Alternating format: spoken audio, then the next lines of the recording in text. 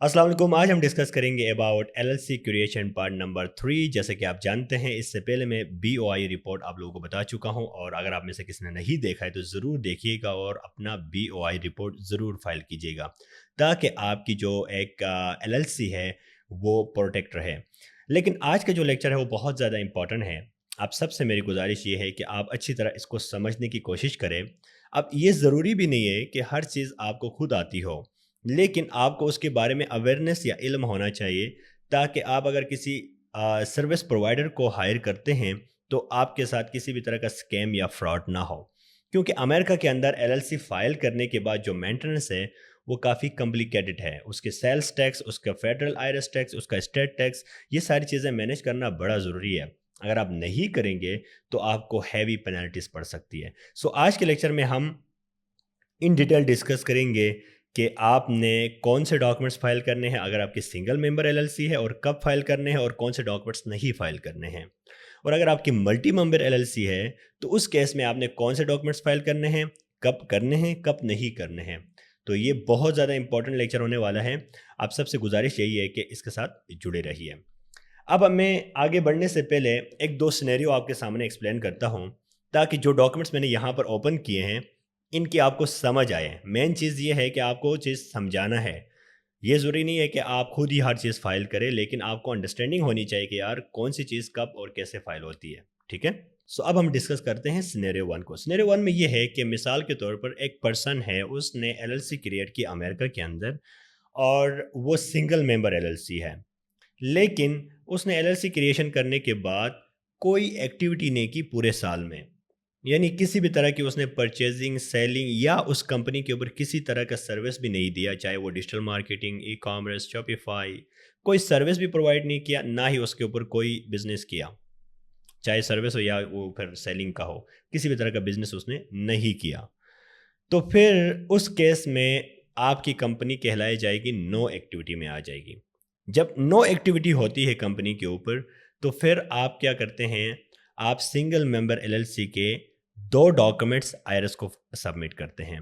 एक है 1120, ये मैं बाद में आपको भी दिखाऊंगा अभी, और दूसरा है 5472। ये दो डॉक्यूमेंट्स सिंपली आपने सबमिट करने हैं, और आपको कुछ भी करने की ज़रूरत नहीं है। No 1040 NR, nothing else. ठीक है।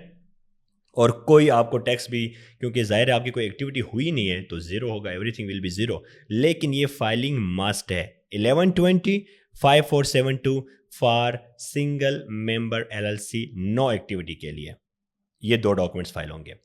अगर आपकी कंपनी के ऊपर एक्टिविटी हुई है, चाहे वो जितने मर्जी डॉलर्स की हो, कम की हो, ज़्यादा की हो, लेकिन आपने उस कंपनी के ऊपर बिजनेस किया है, चाहे वो आपको लॉस हो या प्रॉफिट हो। आपने होलसेल में लॉस किया है, प्रॉफिट किया है, प्राइवेट लेवल में होलसेल जो भी है, या फिर प्राइवेट लेवल में लॉस प्रॉफिट, या इसी तरह से किसी भी सर्विस में आपने रेवेन्यू जनरेट किया है, तो इस केस में आपकी कंपनी में जो आपकी कंपनी का फाइलिंग होगी वो लॉस या प्रॉफिट में होगी, क्योंकि आपकी इस केस में आपकी कंपनी की जो फाइलिंग होगी वो लॉस या प्रॉफिट में होगी, क्योंकि आपने उसके ऊपर एक्टिविटी की है।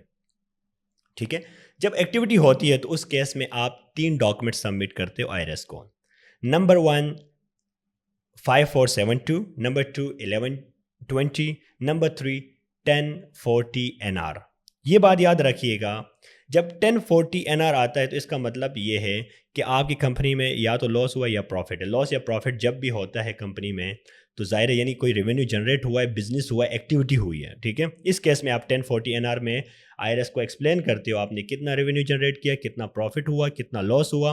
तो उस केस में फिर आपने वो शो करना है और वो सबमिट करना है। अब सवाल ये है कि कैसे सबमिट होते हैं। 1120 5472 ये फैक्स भी होते हैं और ये मेल भी होते हैं, फिजिकल मेल भी होते हैं, यानी आप कोरियर के थ्रू यहाँ से आप सेंड भी कर सकते हैं। जबकि 1040 एनआर ई फाइल भी हो सकता है, और फिर दूसरा ये है कि वो या उनके आईआरएस के एड्रेस पे वो मेल होगा। ये दो चीज़ें, और ये दोनों की एड्रेस डिफरेंट है। 5472 1120 का एक एड्रेस है, और 1040 एनआर का सिंगल मेंबर एलएलसी के लिए अलग एड्रेस है। तो ये आपने याद रखना है, क्योंकि दोनों के अगर आप सेंड करेंगे तो डिफरेंट डिफरेंट एड्रेसेस है, एक ही डिपार्टमेंट के अंदर डिफरेंट सेक्शन है जो कि वो आपने उस तरीके से आपने सेंड करने हैं। या फिर अगर आप ई फाइल करते हैं तो आपको पता है ई फाइल के लिए हम डिफरेंट सॉफ्टवेयर्स को यूज़ करते हैं जहां हम टेक्स्ट को प्रिपेयर करते हैं। डेट्स अ डिफरेंट डिबेट, वो बाद में हम देखेंगे। लेकिन अभी के लिए इतना जानिएगा कि एक सिंगल मेंबर एलएलसी का 1120 5472 अगर नो एक्टिविटी, अगर एक्टिविटी हुई है तो 1040 एनआरबी इन दो डॉक्यूमेंट के साथ चले जाएगा। क्लियर हो गया? अगर आपकी मल्टी मेंबर एलएलसी है तो उस केस में क्या होगा, अगर आपने पूरे साल में जब से आपने एलएलसी क्रिएट की है और पूरे साल में कोई एक्टिविटी की है तो उस केस में आपने 1065, कौन सा डॉक्यूमेंट, 1065, और ज़ाहिर है जितने भी मेंबर्स हैं, एक है दो तीन चार जितने मेंबर हैं उन मेंबर्स का ईच मेंबर का क्या होगा, 1040 एनआरबी फाइल होगा। अब यहाँ पर ये सवाल हो सकता है यार ये एनआर क्या है। 1040 जो कि एक डॉक्यूमेंट है जिसमें आप अपना लॉस एंड प्रॉफिट शो करते हैं कंपनी का, लेकिन एनआर का मतलब होता है नॉन यूएस रेजिडेंट। तो हम जो नॉन यूएस रेजिडेंट है हमारे लिए 1040 एनआर होगा। तो जो नॉन यूएस रेजिडेंट है ना उनके लिए क्या है, 1040 एनआर फाइल करना मस्ट है, अगर चाहे वो मल्टी मेंबर हो चाहे सिंगल मेंबर एलएलसी हो, राइट। ये ई फाइल भी हो सकता है और ये मेल भी हो सकता है, तो दोनों प्रोसेस हो सकते हैं। सो आई एम वेरी होपफुल कि आपको इसको इस समझ आ गई होगी कि जब आप कोई कंपनी फाइल करते हैं तो आपने उसके टैक्स सिस्टम को कैसे देखना है। सो अब हम वन बाय वन ये तमाम डॉक्यूमेंट्स देखेंगे, चाहे वो सिंगल मेंबर एलएलसी हो या मल्टी मेंबर एलएलसी हो, उसके लिए कौन कौन से डॉक्यूमेंट्स है वो मैं आपको अभी दिखाता हूँ। ये जो डॉक्यूमेंट सबसे पहला जो आपके सामने नज़र आ रही है 5472, ये कौन सा है, ये सिंगल मेंबर एलएलसी के लिए आपने ये एक डॉक्यूमेंट फिल करना है। ये देखिए ये इसके बहुत सारे इसमें सेक्शन है, लेकिन ये आपने इस तरीके से इसको प्रॉपरली डेट के साथ और everything will be you need to mention according to this sequence. और दूसरा जो है 1120, ये भी आपने क्या करना है, ये भी फिल करना है। ये दो डॉक्यूमेंट्स हुए। अगर आपने कोई एक्टिविटी की है तो फिर आपने इसके साथ 1040 एनआर, ये देखो 1040 एनआर क्या करना है, ये आपने इन दो डॉक्यूमेंट्स के साथ सबमिट करना है सिंगल मेंबर एलएलसी के लिए। अगर आपने कोई एक्टिविटी नहीं की है तो फिर 5472 और 1120 सिर्फ ये दो डॉक्यूमेंट्स को आप क्या करेंगे, आप सबमिट करेंगे, ठीक है। और आपको कुछ देने की ज़रूरत भी नहीं है। लेकिन आपको अगर प्रॉफिट या लॉस होता है, या आप ज़ाहिर है आप अगर प्रॉफिट जनरेट करते हैं कंपनी में, तो जो आपने फाइलिंग करनी है 1040 एनआर की, इसका ई फाइल कर सकते हैं और साथ ही आप इसकी पेमेंट भी क्या कर सकते हैं, ऑनलाइन पेमेंट कर सकते हैं, ठीक है। या इन केस आप इसके साथ अगर आप कहते हैं नहीं मैं ई फाइल नहीं करना चाहता, मैं मेल के थ्रू भेजना है, या आपने उनकी जो मेलिंग एड्रेस को यूज़ करना है या मेल करना है डॉक्यूमेंट्स को, तो उसके साथ फिर आप चेक लगा के भेज देते हैं जितना भी आपका टैक्स बनता है। जबकि मल्टी मेंबर एलएलसी के लिए जैसे कि यहाँ लिखा भी है US returns of partnership income, ये 1065 डॉक्यूमेंट जो है ये प्रॉपर्ली सीक्वेंस के साथ फिल हो जाएगा। और उसके साथ आपने क्या करना है, 1040 एनआर हर एक मेंबर का ये भी आपने साथ लगाना है। तो ये दोनों डॉक्यूमेंट्स आपके क्या होंगे, जब आपकी मल्टी मेंबर एलएलसी को तो होगी तो उस केस में आपने क्या करना है, ये दोनों डॉक्यूमेंट्स को सबमिट करने आईआरएस की जो है किस पे, एड्रेस के ऊपर, और या फिर ई फाइल भी आप कर सकते हैं। अब यहाँ पर आपके जहन में एक सवाल आ सकता है कि जी बहुत सारे लोग इस चीज़ में कंफ्यूज होते हैं कि जी उन्होंने पूरा साल बिजनेस नहीं किया है बस, लेकिन सिर्फ वो इसको शो करना चाहते हैं जी, वो एलएलसी क्रिएशन के लिए या वेबसाइट क्रिएशन के लिए जो उन्होंने पेमेंट्स की है वो उसको या तो वो लॉस में शो करना चाहते हैं या फिर एक्सपेंसेस में उसको शो करना चाहते हैं।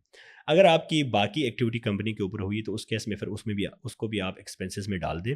लेकिन आपकी बाकी ज़ीरो एक्टिविटी है, सिर्फ उसी के ऊपर अगर आप उसको शो करने के लिए 1040 एनआर को शो करेंगे तो उसके ऊपर आप बेटर यही है कि आप उस मिनिमम अमाउंट को ना ही इंक्लूड करें, वरना आप उसको करना चाहेंगे तो उससे क्या होगा, आपको पूरे डॉक्यूमेंट सबमिट करने पड़ेंगे और ये देन आपको फ़ायदे की जगह में नुकसान होगा। तो बेटर यही है कि आप उसको वो मिनिमम अमाउंट को नेगलेक्ट कर सकते हैं, ठीक है, उसको शो करने की ज़रूरत नहीं है। सो ये कुछ इंपॉर्टेंट चीज़ें थी, आप लोगों को पता होना चाहिए कि कौन कौन से डॉक्यूमेंट्स आपके सबमिट होते हैं। और अगर आपने इन डॉक्यूमेंट्स को हासिल करना है तो आप आईआरएस के वेबसाइट पे जाइए, किसी भी तरह की अपडेट जो न्यू आपने लेनी हो, चाहे वो टैक्स के हवाले से जो भी है, तो आप आईआरएस की वेबसाइट से देख सकते हैं। तो आज के सेशन को हम यहीं पर स्टॉप करते हैं और आई एम वेरी होपफुल कि आपको इससे ज़रूर फ़ायदा हुआ होगा। और अगर आप में से किसी का कोई सवाल हो तो ज़रूर आप कमेंट सेक्शन में राइट कीजिएगा। नेक्स्ट लेक्चर सीरीज़ में हम मज़ीद चीज़ों के ऊपर डिस्कस करेंगे और इसको फर्दर डिटेल से चीज़ें देखेंगे। और अगर आप में से किसी को कोई सर्विसेज चाहिए एलएलसी क्रिएशन और या फिर टैक्स के हवाले से किसी को कोई पेनल्टीज़ पड़ी है उसको रिमूव करवाना है, तो आप ज़रूर हमारे सपोर्ट टीम से रब्ता कर सकते हैं। आई एम वेरी होपफुल कि आपको यहाँ से अच्छी सर्विस मिले। अपना ख्याल रखिएगा। अल्लाह हाफ़िज़।